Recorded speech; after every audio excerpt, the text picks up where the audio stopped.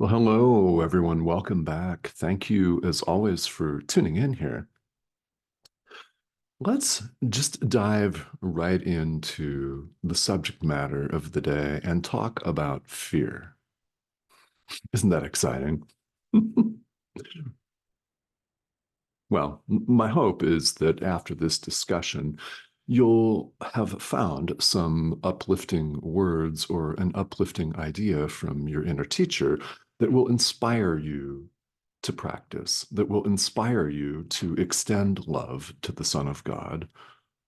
In other words, that will inspire you to extend love to yourself,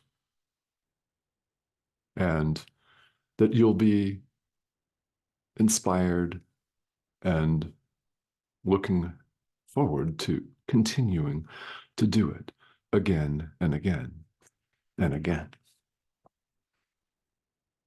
So, in order for us to get into the habit of that, we need repetition of the ideas that we find here in A Course in Miracles. And, well, let's talk about fear.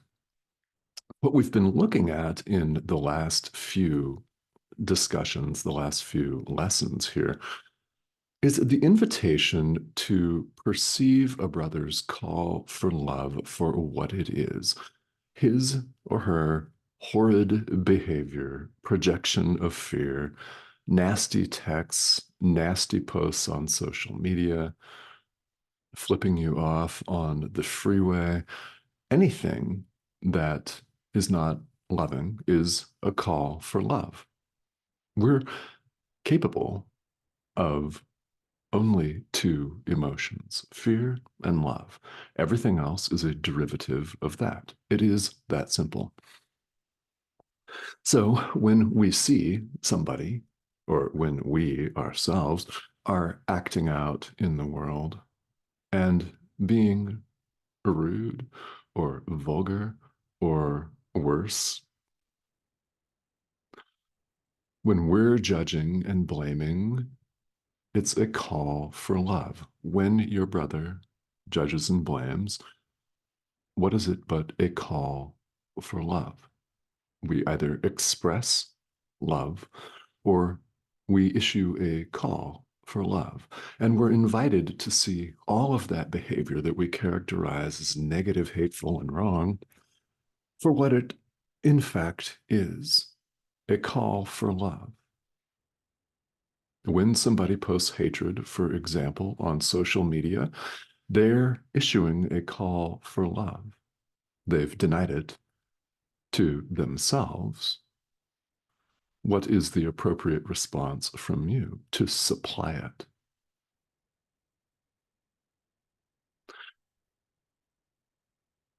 Because we heal ourselves as we heal our brother. We make ourselves whole, in other words, as we make whole. What our job is here is to simply recognize this negative social media post for what it is, a call for love, cry for help. I mean, that's what it is. So, what we do, what's the appropriate response to extend love? Doesn't mean that you have to type anything out in the comments on the social media thread. It's something that is worth repeating, that our forgiveness takes place in our mind. The other person whom you're forgiving does not have to know. You are not required to say, hey, that's a really nasty thing you just said here on Facebook, but I forgive you. You're not required to say anything like that. This all takes place in the mind, where it's needed, in the mind. So, what's going on? By forgiving this person, you're forgiving yourself. You're healing yourself by extending love to your brother. That's how this works. We're invited to recognize that our brother is us. Your brother is you, yourself. There's no separation. There is no separation of any kind. Your brother is you. You're invited to recognize that. As you answer your brother's call for love with love, yours is also answered at the same time. Why? There's no separation. When you forgive yourself.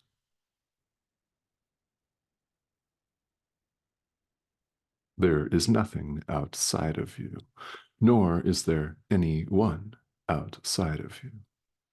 One equals one, after all.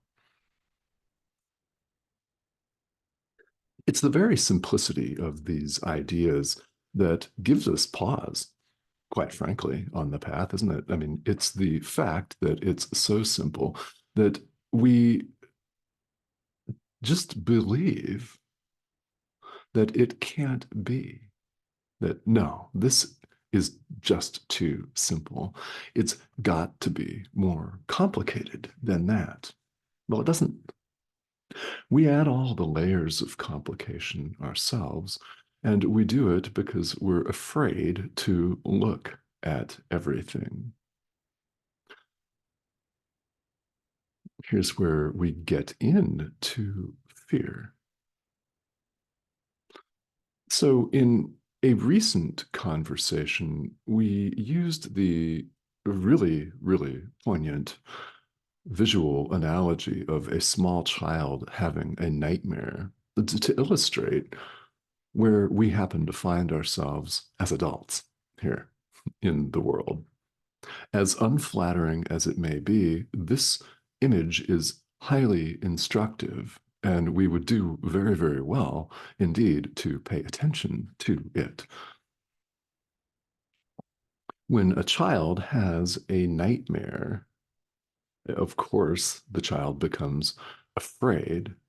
But when the child awakens, he or she asks an adult, what's going on? The child recognizes that they don't understand their perception, and so they readily ask. The adult in this situation can then lovingly and peacefully explain to them that no, those images that you saw were not there. They were never there. They're just a dream, and you're safe now. Seeing the parallel here. We're the child. Do you recognize that you don't understand your perception? Are you willing to ask your inner teacher who does? Or are you not? That's a question that only you can answer in the present moment.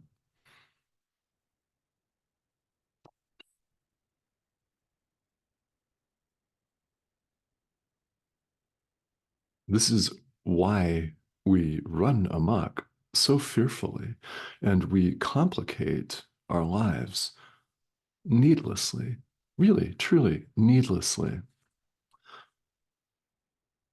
We prefer to keep our nightmares and not ask about them.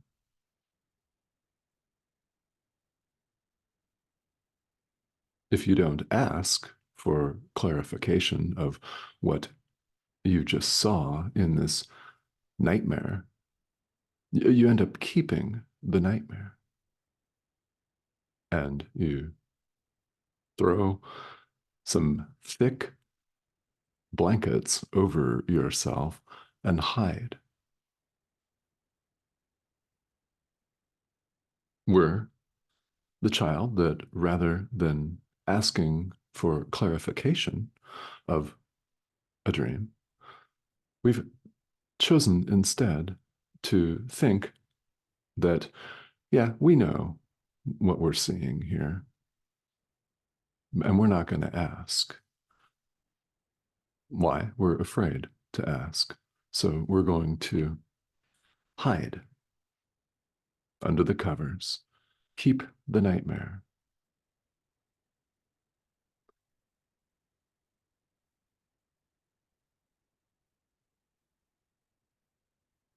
So we think we understand what's going on here, yet we recognize that we don't. And in this darkness of our own uncertainty, we hide until we're willing to pull the blankets off of our eyes.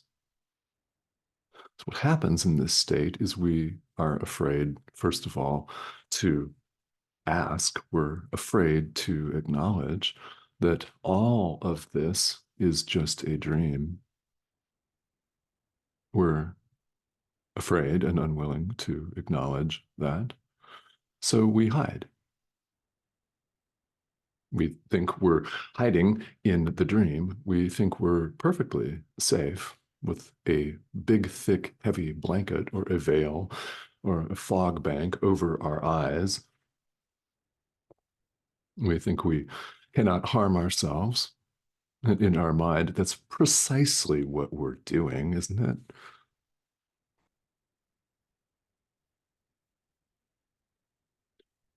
When you wall yourself off, you may appear to keep the outside world at bay, but your mind is still with you. The fear that caused you to wall yourself in is still there until you choose to let it go. This is deeply unflattering, isn't it? Flattery is not the point. Flattery doesn't get us anywhere, really, when you think about it. It may assuage some feelings of fear or maybe some guilt or something. It may make us feel real good and puffed up and special for a little while. And what happens, that doesn't last. And the same fear, the same terror creeps back in. What we're here to say today is that's unnecessary. You don't have to do that. Perhaps you believe that you do. You don't. Not a single one of us does.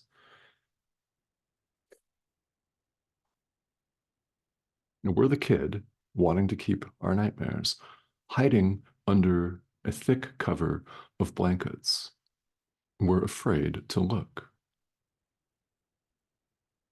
So, what I hope you find uplifting here is the fact that it's only the anticipation of looking that we're really afraid of.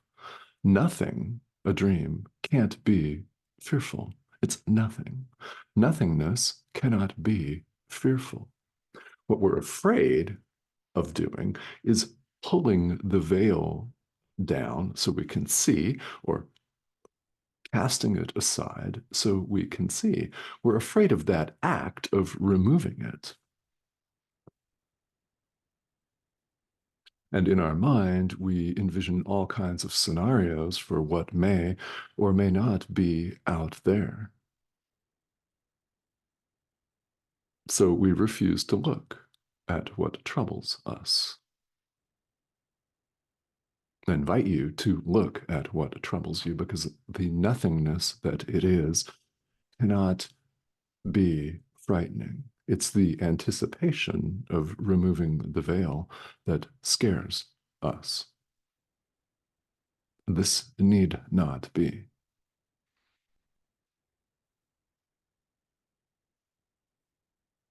In truth, we still want what God wills: peace, love. We still want that. What we've lost sight of is something that's very important, and it's reinforced throughout the course. Our will and God's will are the same. One. So we still want the peace of God. It's why we're interested in spirituality. It's why you're watching this. How this video came to you, I don't know. Perhaps you subscribe, perhaps you don't. If you don't, please do. There's something that has brought this message to you today. Nobody is ever here watching this channel, or any channel for that matter, by accident. There are no accidents. And there's no shame in being afraid to lift the veil.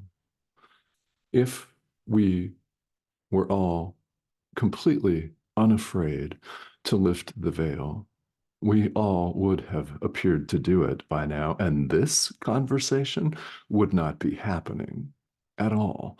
It would be wholly and completely unnecessary. Do I aim to render these conversations wholly and completely unnecessary? Yes. But until such time should arise, I invite you to pay attention to the messages of your inner teacher and to remember every opportunity that you can to forgive, to not allow your hatred to stand in the way of love. You're invited to appeal to your inner teacher for help. The Holy Spirit goes by many names: the voice for God, the answer, comforter, help with a capital H. The Holy Spirit is known as help. Help has arrived, capital H. Help is here. It's always here because it's part of your mind. So we're invited to appeal to this part of our mind for help, for guidance and comfort in pulling that veil aside and looking at what frightens us and recognizing it for what it in fact is: nothing. It's a way of saying, I don't understand my perceptions. Please help. The way a small child will readily do when the kid, remember, doesn't understand his or her perception. They ask. Ready to ask?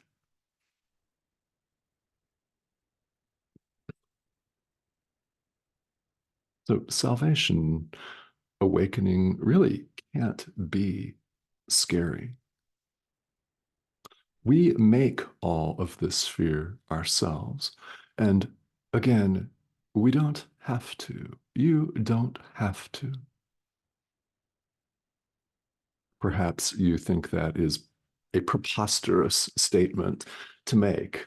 And to the extent that you know that you're playing the victim in life, people do this, obviously. Right? We've all done it at one time or another.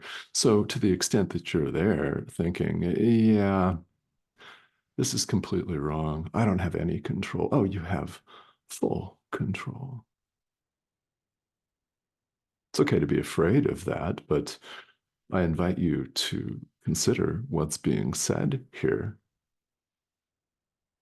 and appeal to your inner teacher for help in seeing things the way they are so that you can lift the veil. The lifting of fear, the working through fear, is actually our responsibility. We're the ones that need to learn that what we perceive as frightening and nasty is in fact nothing. It's an illusion. It's a passing cloud. It's gone. Never there. Like nightmares when we dream. When we dream, we fly off to faraway places and engage in bizarre things. We have bizarre conversations, and we're in multiple places at once, and things don't make sense. This is a dream. When you awaken, the dream is gone. It is as though it were never there, and it was not there. So you're not a victim of the world that you see. You do have full control over what you think. What you do follows that. So that is the reason why this course, A Course in Miracles, is a course in mind training. It's because this is where we need to correct our perception. We don't see things as they are. And another way of looking at that is you're on the spiritual path because you know that's true. You do. You deny it all you want. I mean, you can. We all can. But you know that it's true, or you wouldn't be interested in having this conversation at all. There would be absolutely nothing about this video to interest you in any way, and you've been watching it for 20 minutes. It's because you know. We all deep down know who and what we are. Well, mm, yes, that. One equals one, after all. There is no separation of any kind.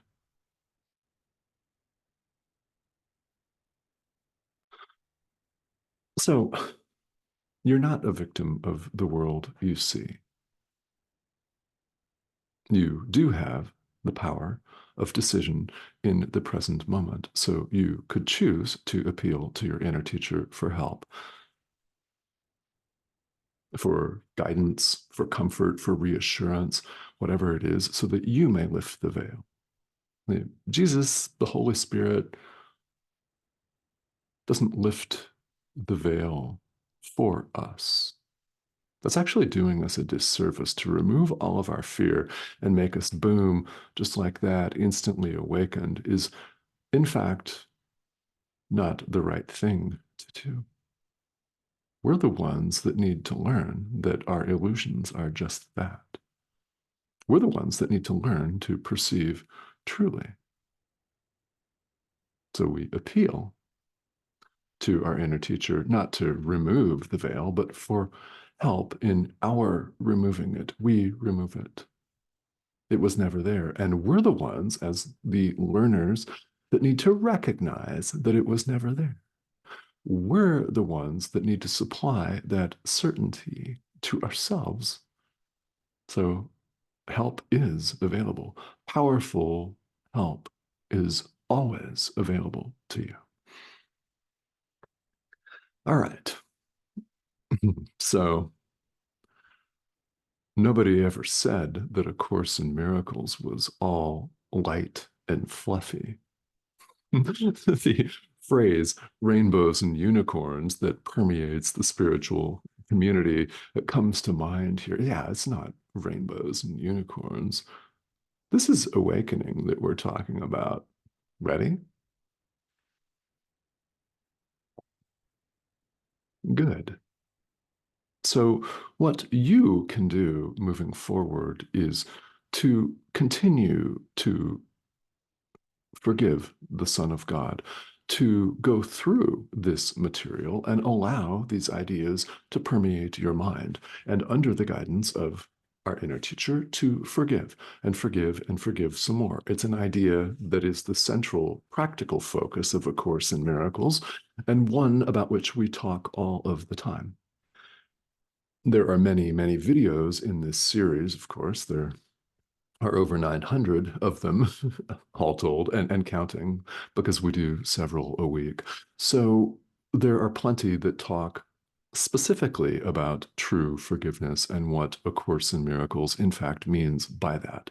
So I will refer you to all of those. There are excellent commentaries and discussions in print and online, both, about this course. So there are plenty of ways and means by which you can gain some further understanding of this material. You can watch this video series, and I hope you do. Of course, I would say that.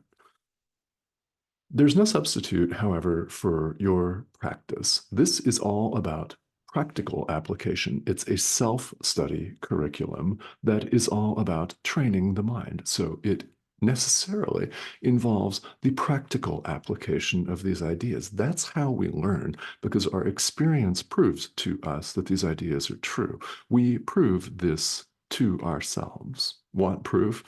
I hope so. Good. Prove it to yourself.